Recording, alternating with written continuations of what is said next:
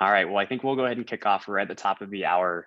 Another email just went out, so I'm sure some people might trickle in, but I do want to make sure and be aware of everyone's time and make sure that we start on time. So thank you everyone for joining us today. My name is Jimmy. I'm the VP of Marketing here at Coursedog. I'm honored and excited to be hosting this webinar with Coral and Laura from BYU.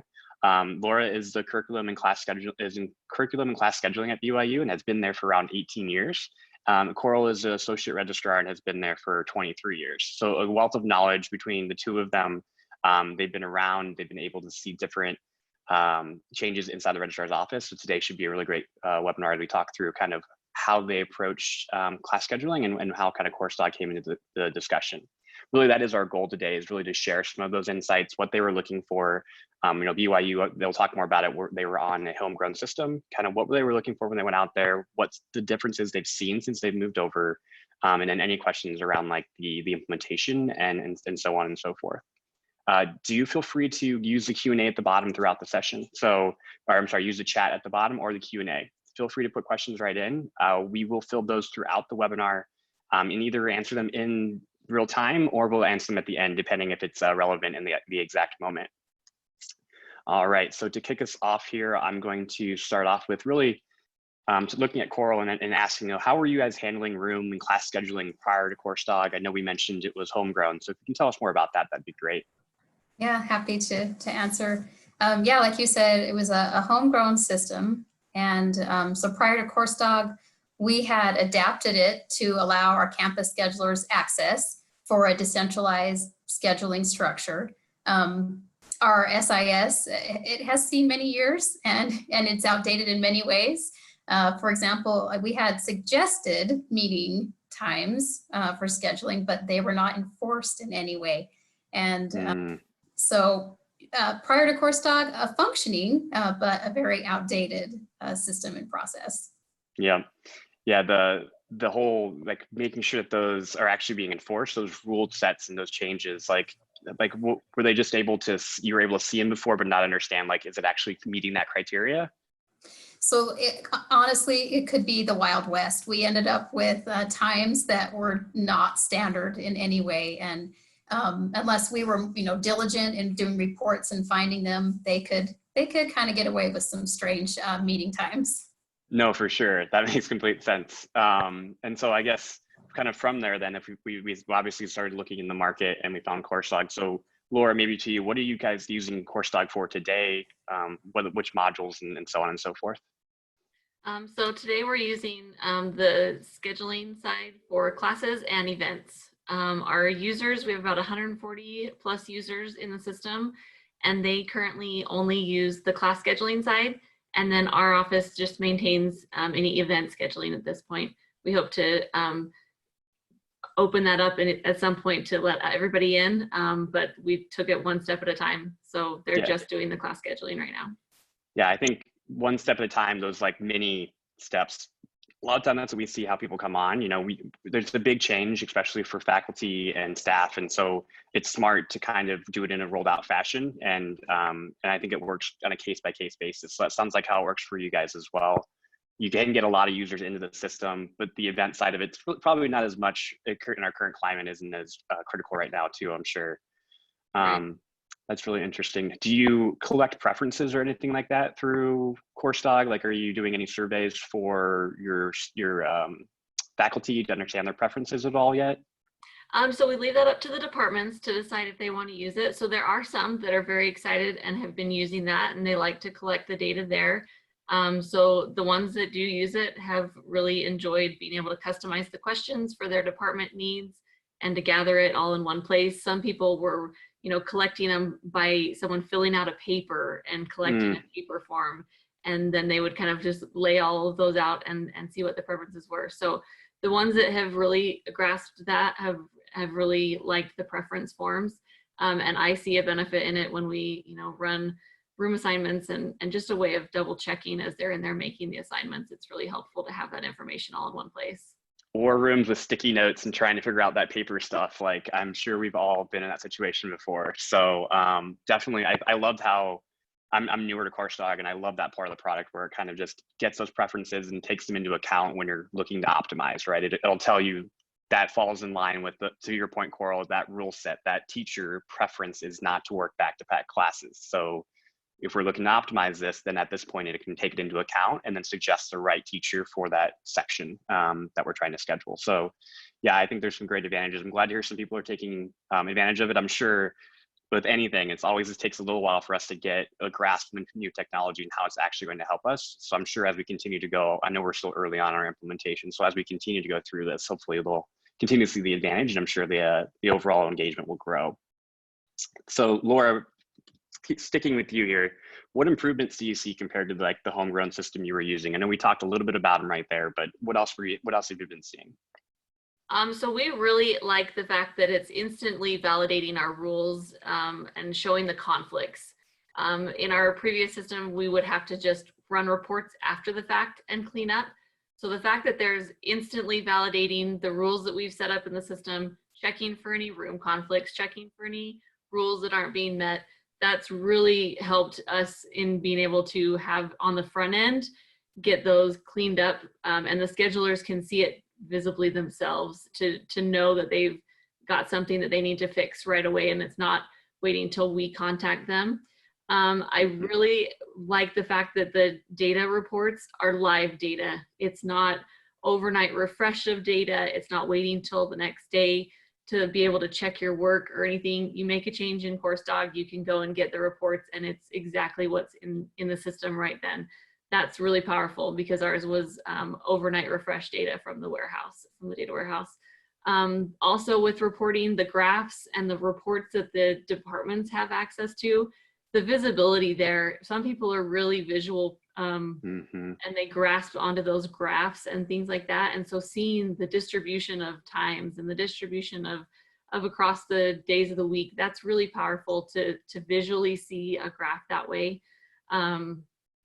And they can gain a lot more information just at a quick glance. The preference forms, like we mentioned, the people that are using those, that's been a big win. The customization of the fields and the layout, the ability that we have to format our forms the way we want them to be and group the fields the way that is most common to our user and what they need to fill out, and kind of group all of them in a layout that makes the most sense to our users is pretty helpful for us. With change requests, the workflow for that is powerful. We can send things through to different people based upon what type of a course it is.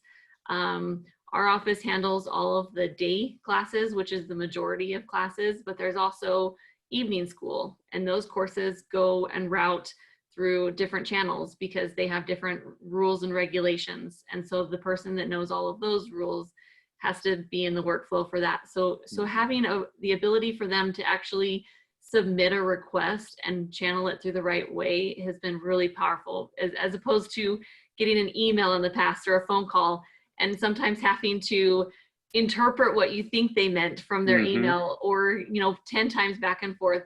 The workflow for those change requests, that's pretty streamlined, what we ask them to do, and if it's not there, it won't let them submit, and exactly, and it has to be there for it to even go through. So I love that, like those back and forth sometimes, like it can lead to conflict too. That's unnecessary. If there's confusion, like I'm not understanding exactly what you're saying. So I love that workflow process because it does take that out of it, and it keeps it very much inside of a, well, if there's not a good reason that actually fits inside of this, then we can't accept that, and it takes that kind of human element of that out of it, which a lot of times it ends up taking a lot of our time away from what we're doing, and it kind of gives us that time back, which I think is great.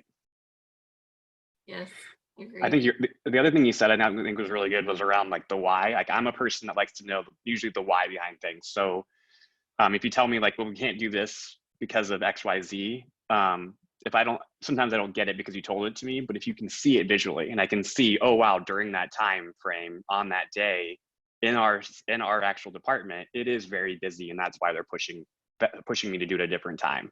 So I think it gives you that ability to get the why behind it, right? And understand that with just easy transparency given by having those graphs now available for you. So I love those. I think those are great call outs for the product that are a little bit different. I'm glad to hear that that's working for you.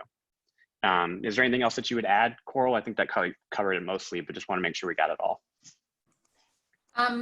We have a couple more. We're no longer using military time, which our schedulers are really happy about. I mean, our team got used to it, right? But as 1800. All was like, we can't do this. So thing that we were able to do.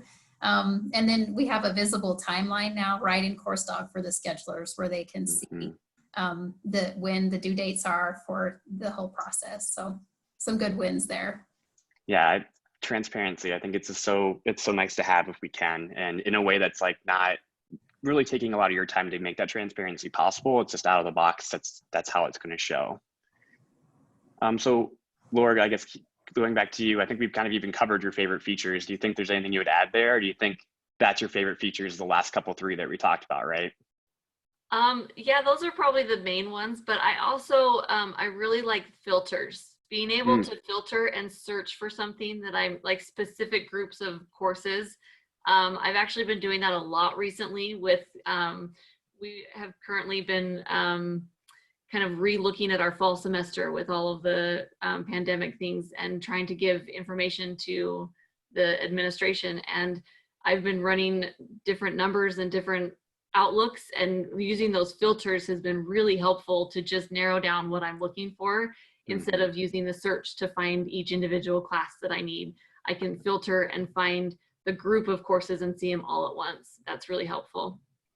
Yeah, I think right now we're scenario planning a lot for the fall. And so, yeah, that definitely makes it that those filters are a great call out there. It helps a lot with doing that in a way that it's not that easy to do or wouldn't be as possible before. So that's a good one. I didn't think about that one as much, but that makes a lot of sense right now.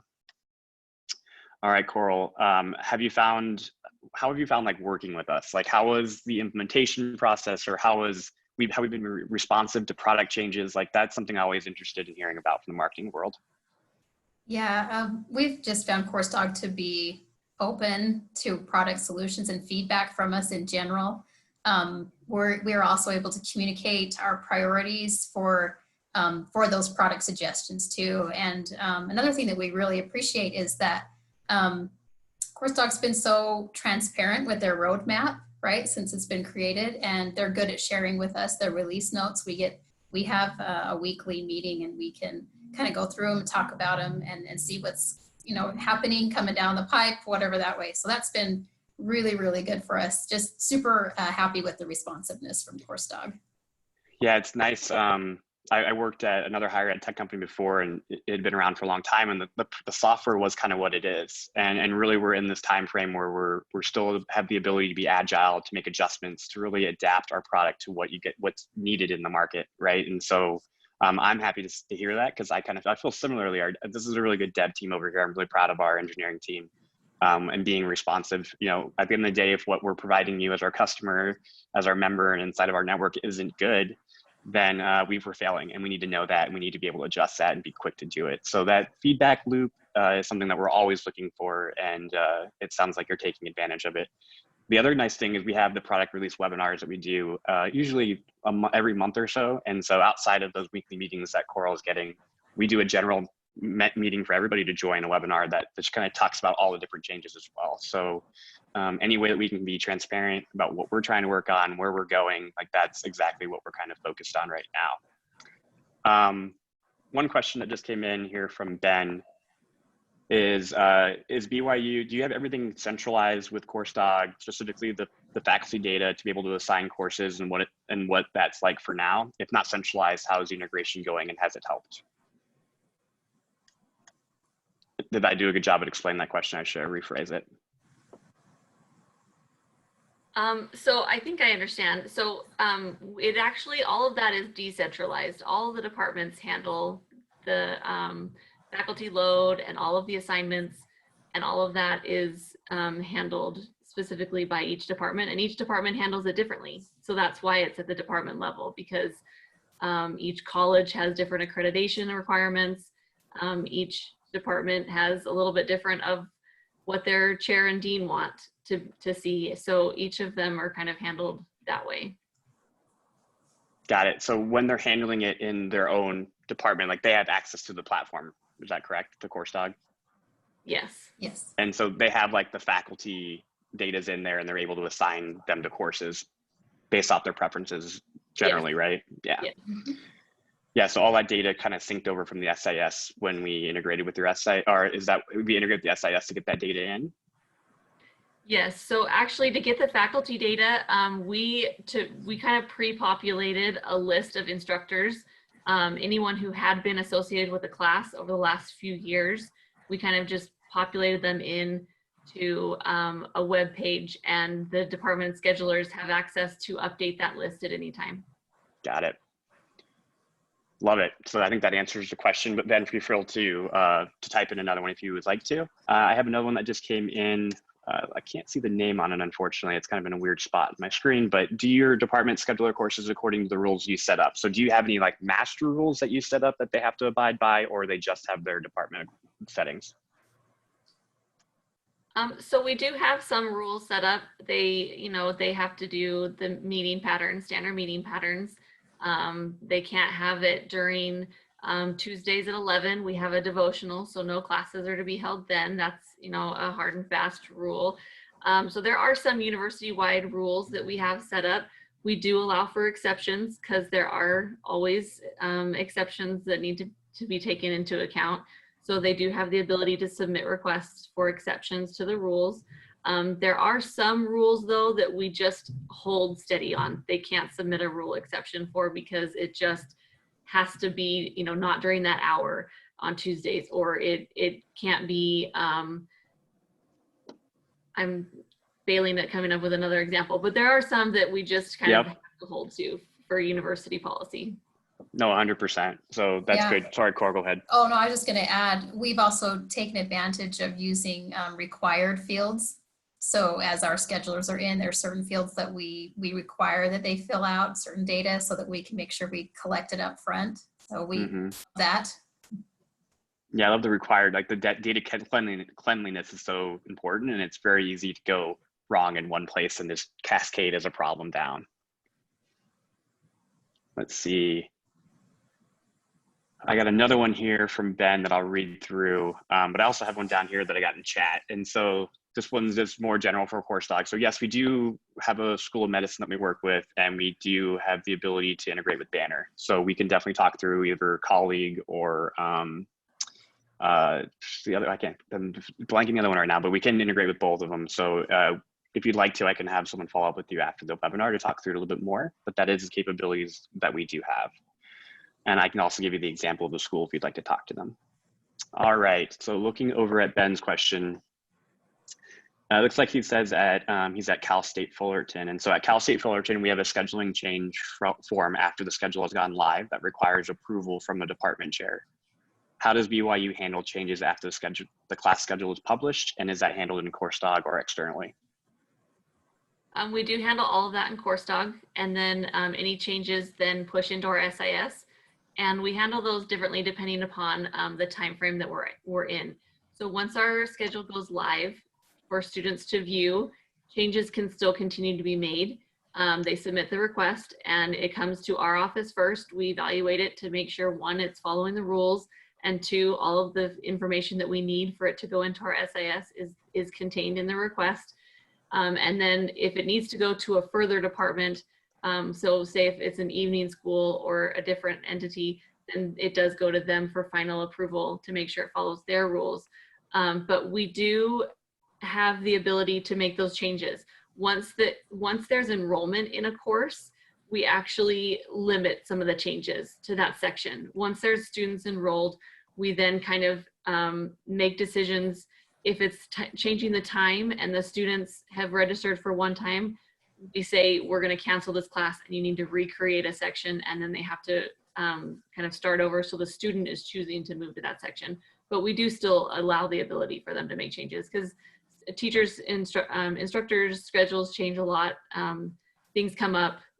They need to, accommodate a larger need in the class, so a larger room. So they'll, want to make other changes like that that we still want to try to accommodate.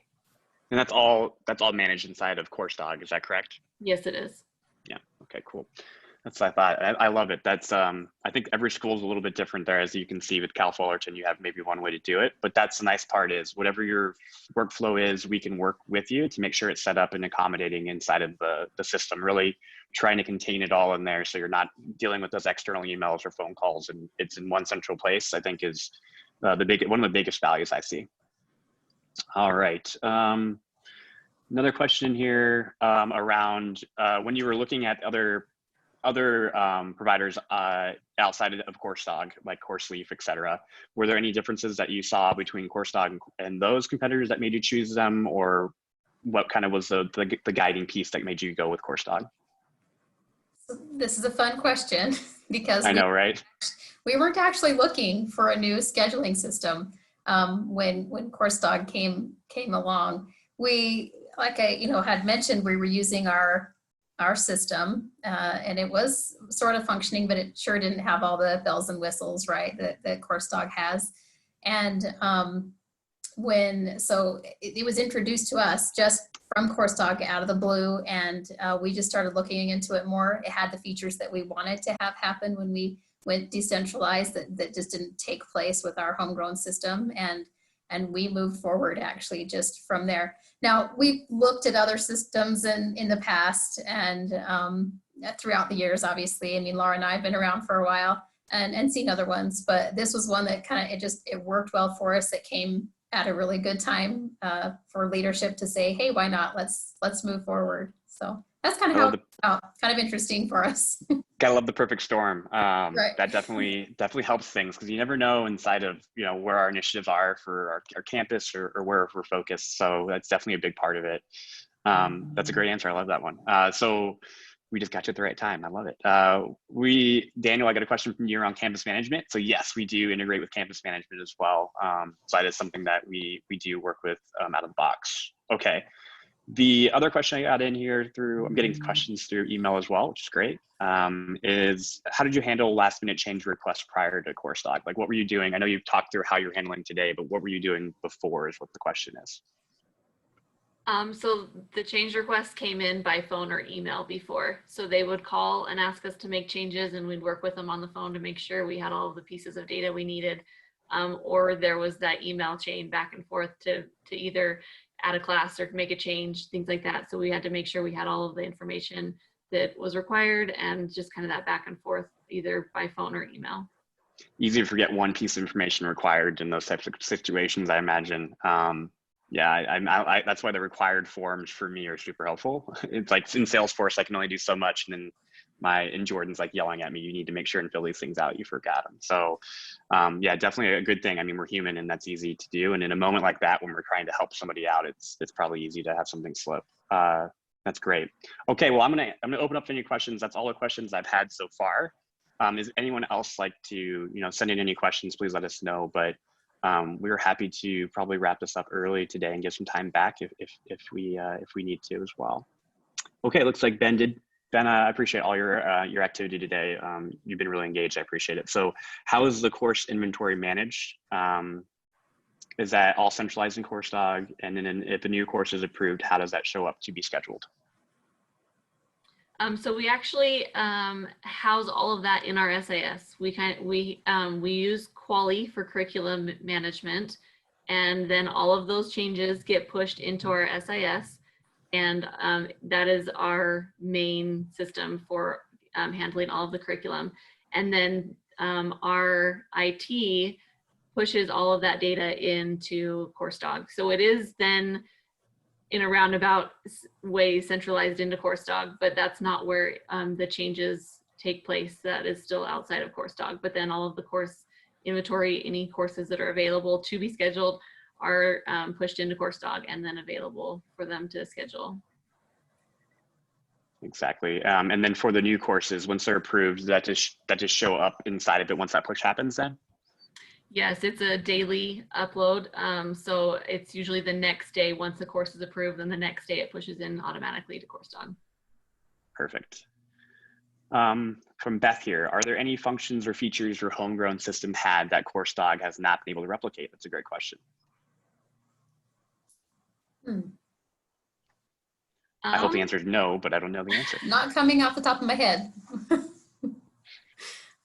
Yeah, I don't know that there is. I mean, there were maybe a couple things that we asked for that have come eventually. So there was a little bit at the beginning that maybe some schedulers thought they lost, but it's just different in a lot of ways too, a different place to look for things as opposed to where they're used to looking. So I think for the most part, everything was there in Coursedog, just maybe in a different place to look or a little bit different format. But I think over time, I think we've been able to request the things that maybe weren't there at the beginning that have been customized for us. Yeah, and that's kind of to our point we were talking about earlier. We have that ability to be agile, especially right now with what's going on in the market. We want to make sure that we're actually providing something that's useful and helpful for you. So when things come up that Laura's wanted to add, I'm on some of the email chains with Laura. I know our dev team, I'm in those meetings, I can see them working on it and getting those changes pushed out. So we're very much working to, we're not going to sit here and say we have the best product in the world. We do think we have a great product, but that product needs to continue to evolve and get better over time. And because what you need today may be different in 6 months, just as we're seeing with what's currently going on. So that ability to be flexible, to be agile, I think is something that I'm glad to hear coming out, because that's something that I'm really proud of that we try to do a good job at. All right, well, I think that's covered everything. I'll probably give you guys one more minute just in case any more questions come in. But really, I do appreciate Laura and Coral. Like, you guys have done an amazing job at being prepared for this. Talking through everything with me was great. I really appreciate your time. I know it's outside of your normal scope of work to be doing these types of things, and they're always a little nervy because we don't know what we're going to hear. But you guys did wonderful today, and I really do appreciate it. And I think everyone here would say the same thing. The insights are really helpful as people are considering their option, considering potentially working with Coursedog. Can I throw in one more favorite feature that I forgot? For sure. So we actually really love the section optimizer. So the ability to have the system look at what classes are still needing a location to be scheduled for a class, and just look at what's open and look what the needs are, and to fill those automatically has been super helpful, and it cuts down on how much manual process that is. Because before, with our SIS, we would basically run a report that would show us all of the classes that needed a room, and then we would have to go and manually search for that time and find what was available and what we didn't have enough space for and what we needed to tell people to move. And it's been so nice to have that section optimizer to be able to kind of do that work for us, and you can set the parameters of how how much of a fill that room needs to be for the class size, and that's really cut down on how long it takes us to even be able to respond back to schedulers, because sometimes it would take us several weeks to get through. We typically have about 7,000 or 8,000 sections in a fall or winter semester, and to get through the few hundred that we need to get a classroom for at the end, it could take weeks before a scheduler would know, do I have to change my time, or do they have a space for me? And so I think the ability to run that and to quickly have that answer for them to say, okay, we did find a space, or actually we don't have space, we need you to look at alternate options, has really been helpful. Yep. Yeah, I agree. I think that's a great call out. And I'm sure a lot of you're thinking, like, I would love to show you something like that, but it takes a little bit of time to kind of show what that looks like. But of course, we're happy to always do a demo of the product and show you these different features that Laura and Coral have been talking about in more details. So if you have any interest in that, let us know. We can definitely maybe give you more of a show and tell, so you understand how this actually looks. And I think that usually helps me a lot, because I love the way that it looks overall. It's really intuitive. All right, 2 questions came in. I love this. Are you able to set room priority by department or course type, like lab, activity, etc.? Yes, we actually do it by department. That's how we set up our priorities. And we actually have 2 levels of priority. We do a priority 1 and then a priority 2, which is basically adding a second department to a room for priority 2 to fill in any space that hasn't been used in the first go around. And we do all of that on the department level, and it is in Coursedog. Yep, and you can also do that, the course type, like lab, activity, et cetera, Ben. You could definitely do it to that level as well if you would like to. It's really dependent up to what you would prefer. Timothy here, were you able to utilize Coursedog to rethink or redo your fall 2020 schedule if you had to do this at all? Yeah, and just good luck to everybody right now who's trying to work on that. Yes, we've been using Coursedog heavily, probably in a different way than others have, but we created a completely alternate fall schedule, utilizing social distancing with our classroom space, and rebuilt a second fall schedule in Coursedog. So we have two right now. So we'll see what happens. With leadership is still trying to decide which way we're going to go. Right? Are we bringing students back? Or are we going to go? Yeah. And so we're in the middle of it, but it's been. We're hearing some people start to move forward, but I think the majority we're just kind of trying to figure it out. And yeah, I think your scenario planning, that actually, because of Laura and Coral here, we've actually been looking at introducing a new, like, essentially feature of the product that allows you to run different scenarios based on, maybe I can only have 50% capacity in these rooms versus 100% because of social optimization or whatever it would be. And then once you run that scenario, it can kind of spit out and say, well, this is where you would be maybe underutilized, overutilized, and all those different optimizations you could be making. So that's exactly one of those points that I'm trying to make around, like, being nimble and being agile to kind of change to make sure that we're offering something that's actually helping you with what's actually in front of you during the current situation or during the current time that we're looking at it. Got a couple more. Wow, people are just coming at it, so I hope that's okay. I love when the questions come in. So, are you able to publish the class schedule to a website or link it to your catalog using Coursedog? And go ahead and answer first, and I'll answer second too. So we do push back into our SIS, the class schedule, and then the registration happens in our SIS, and then we do have websites that post the class schedule for searching abilities and things like that. Yeah, I think what you're going to hear a lot of times is it's like a bidirectional sync, right? So the information comes into Coursedog from the SIS, and Coursedog pushes that information back to the SIS. So that information is staying verified, staying consistent, clean. Any changes you make in one place are reflected in the other. And so that is that ability. So if you're using a catalog that's pulling the information from the SIS, that's going to work no problem.